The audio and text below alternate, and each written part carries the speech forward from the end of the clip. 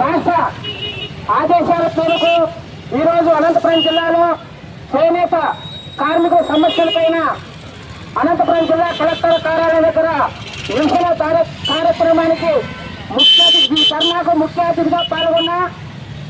AP చేనేత కార్మిక సంఘం సభాధ్యక్షులు సాంశెట్టి గోవిందు, అలాగే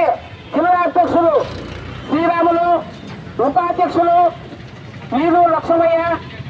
జాతీయ చేనేత ఐక్య వేదిక మామిల నారాయణస్వామి, సిండికేట్ నగర్ నరసింహులు, ఓడంపేట సర్పంచ్ నాగార్జున,